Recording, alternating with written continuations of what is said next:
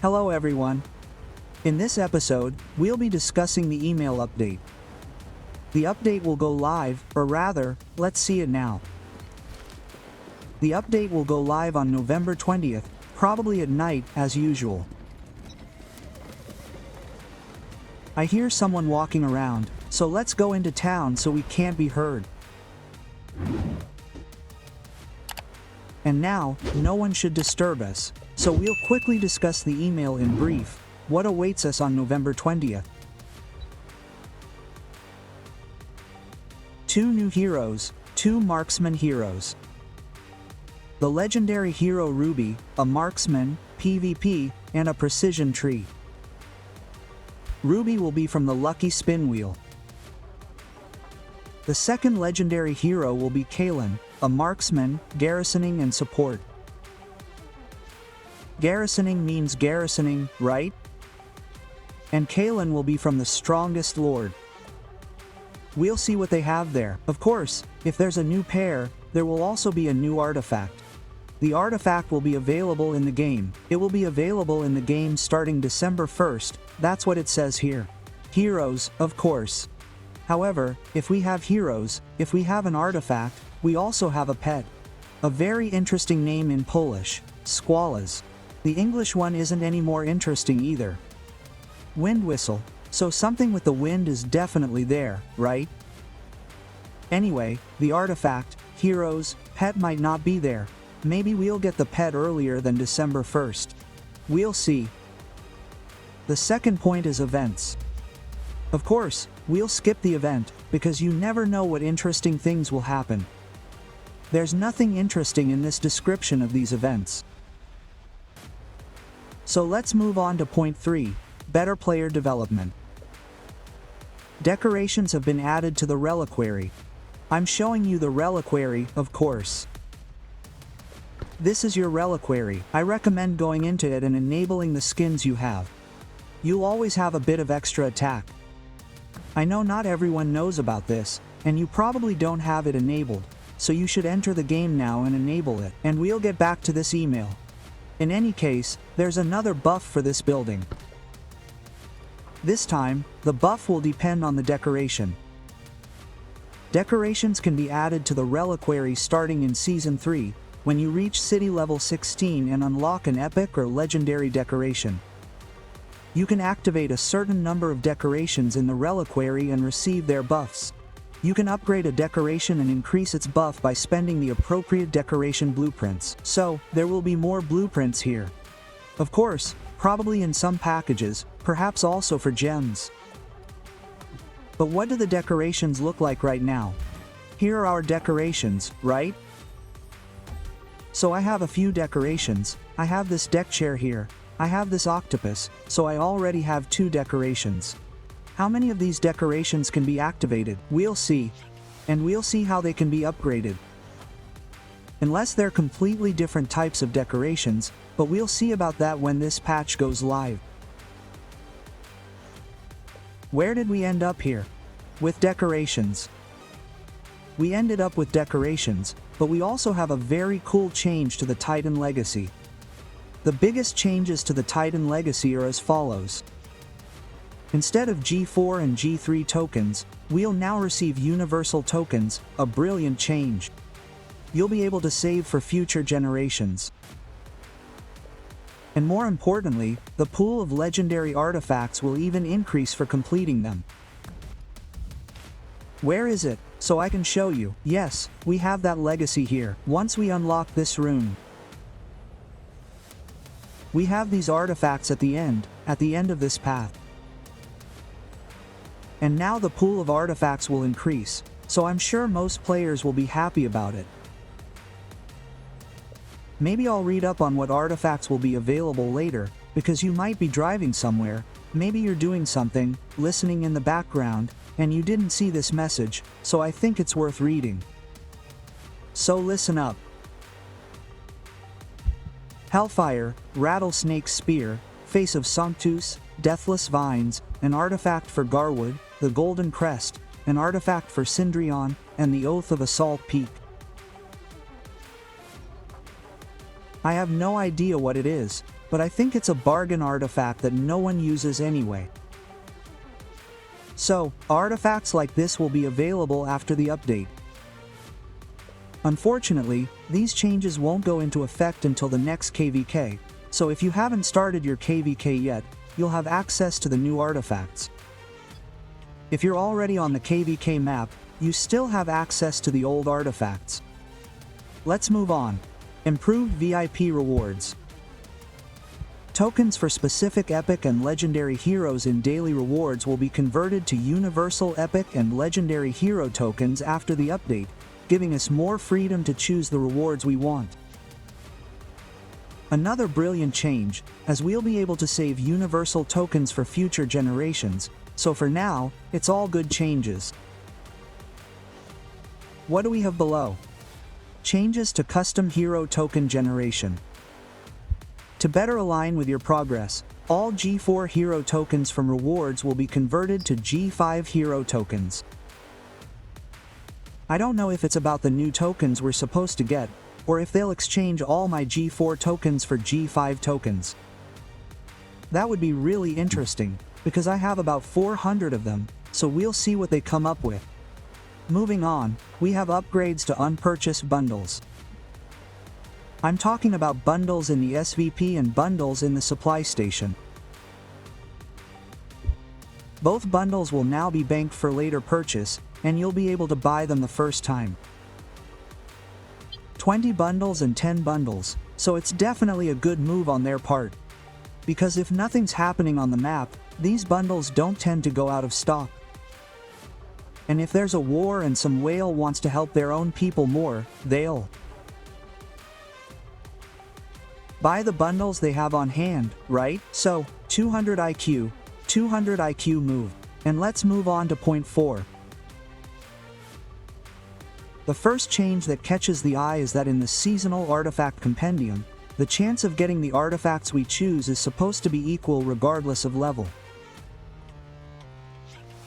So it doesn't matter whether you have a Hydra or a Dragon, the chance is supposed to be equal. Interestingly, they've now reversed the number of artifacts to choose from. Previously, the number of desired artifacts was 2 for city level 16, 4 for the Hydra, and 6 for the Dragon.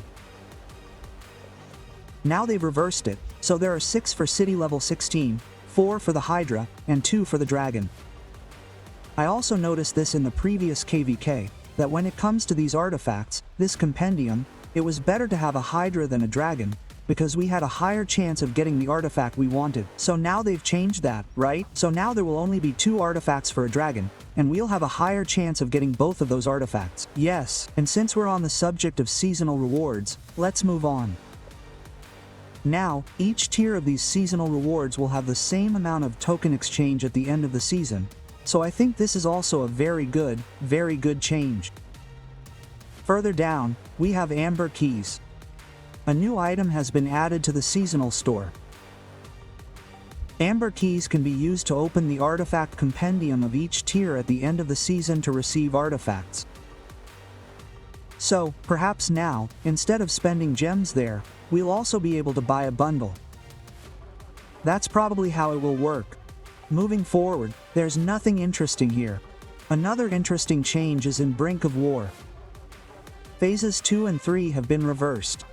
So now it will look like this. The first 2 days are trolls, the next 2 days are spent using resources and gems. And the third phase will now be training. This certainly makes more sense, because the training phase, as we all know, has always yielded the most points and was the main factor in determining our ranking. Further down, we have information about migration. Now that your land is in the first 21 days of the season, the cost of allowing migration will increase by 50%.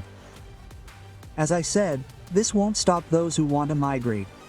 Overall, I think it won't change anything, and we know perfectly well that such migrations during the season can destroy the KVK. Greetings to the leader of Doe, of course. Let's move on. Let's move on to point 5. Here we have information about bounty, about these dispositions. And now we have new options. We'll even be able to set the unit type, meaning we'll be able to set, for example, whether we reward players for the deaths of their tier 5 units or for healing their tier 5 units, a truly brilliant change. And we'll now be able to increase the rewards for building and destroying, which is also great news.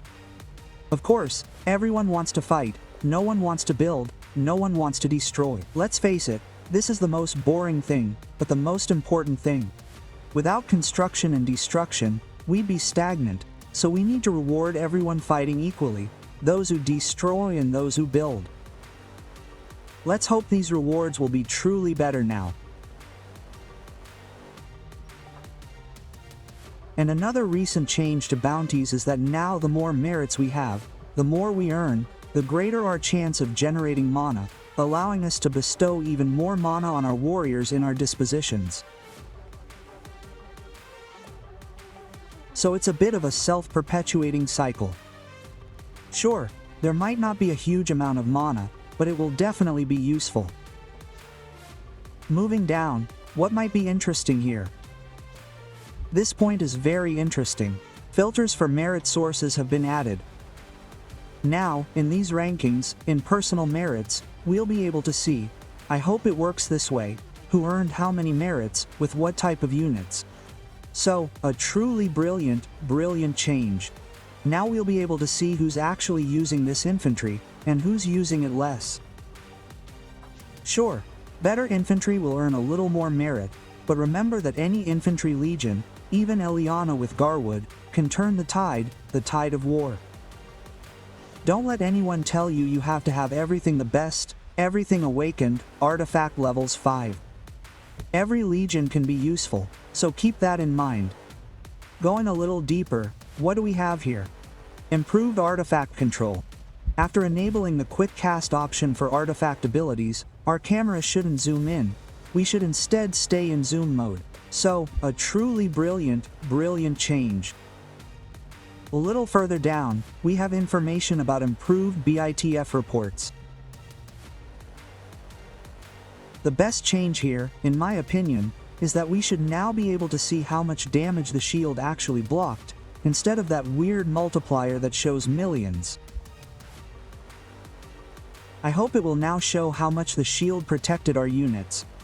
We've written about this a lot, and they finally listened. Of course, I'm saying we've been posting suggestions here, so if you have any suggestions for improving the game, I really think it's worth writing. We're not losing anything by doing so anyway, so seriously, write, or let me know, and I'll write something if I think anything interesting. Further down, we have additional effects in the SWP. We've changed rewards for the caravan. This is probably the caravan. We have easier purchases for pet abilities. Now, when we post something in chat, like a rune, I think it should work with runes as well. If such a rune disappears, we'll get a chat message saying it's gone, so that's a great change. Below, we don't have much interesting stuff, and I think the last thing is actually interesting. Fixed an issue with Covenant building speed buffs. The Covenant building speed buffs from the Battlefield building skill, i.e., the buff we enable, and the Great Awakening event continued to apply after their duration expired under certain circumstances. This problem will be fixed after the update. How did it work? It worked this way. If we started building a tower even at the last second while the buff was in effect, if no one left or joined the building, we could still build quickly. It probably shouldn't work that way anymore, so we'll see. Anyway, if anyone knew it worked this way, congratulations, because I suspect you're in the 10% of players who actually know how to play, so congratulations. So the update email is already behind us. I think it's another really good update. But has this update changed any of the games? I don't think so either. I think it's just good. Personally, I'm waiting for the new faction.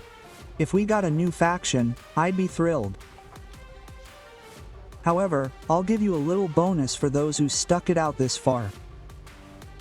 We received an email earlier, which served as a sort of introduction to this update. So let's move on to the questions and answers that might be of interest. The third question might be of interest to us. The third question relates to Covenant Rally. Currently, in Rally, we can't cancel quests that we accidentally select. Refreshing quests we actually want to complete is too difficult.